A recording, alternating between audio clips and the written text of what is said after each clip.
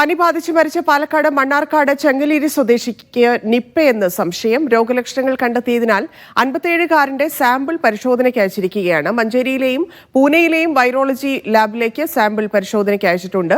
Truenat പരിശോധനയിൽ Nipah ഫലം പോസിറ്റീവാണ്. എന്നാൽ പൂനെയിലെ ഫലം വന്നാൽ മാത്രമേ നിപ്പ സ്ഥിരീകരിക്കാൻ കഴിയൂവെന്ന് പാലക്കാട് ജില്ലാ കലക്ടർ വ്യക്തമാക്കി. സാജിദ് അജ്മൽ ചേരുന്നുണ്ട്. സാജിദ്, എപ്പോഴാണ് പൂനെയിൽ നിന്നുള്ള റിസൾട്ട് വരിക? ധന്യ, പൂനെയിലുള്ള റിസൾട്ട് നാളെയോ മറ്റന്നാളോ മാത്രമേ എത്തുകയുള്ളൂ. ട്രൂനാറ്റ് പരിശോധനയിലാണ് 57-കാരനായ മണ്ണാർക്കാട് ചങ്ങലേരി സ്വദേശിക്ക് നിപ്പ സ്ഥിരീകരിച്ചത്.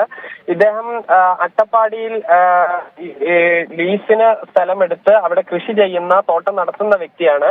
കഴിഞ്ഞ ഞായറാഴ്ചയാണ് ഹൃദയവേദന എന്ന് പറഞ്ഞ് അദ്ദേഹം മണ്ണാർക്കാട് ടൗണിലെ ആശുപത്രിയിൽ ആദ്യം എത്തുന്നത്. പിന്നീട് വട്ടമ്പലത്തെ ആശുപത്രിയിൽ പ്രവേശിപ്പിച്ചു.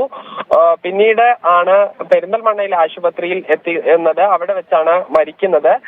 ഇദ്ദേഹവുമായി സമ്പർക്കമുള്ള ആളുകളോട് പൂർണ്ണമായി നിരീക്ഷണത്തിൽ ഇരിക്കാൻ ആവശ്യപ്പെട്ടിട്ടുണ്ട്. ഈ പ്രദേശത്ത് ഈ കണ്ടെയ്ൻമെന്റ് സോണിന് സമാനമായ രീതിയിലുള്ള നിയന്ത്രണങ്ങൾ ഏർപ്പെടുത്തി തുടങ്ങിയിട്ടുണ്ട് ജില്ലാ ഭരണകൂടം.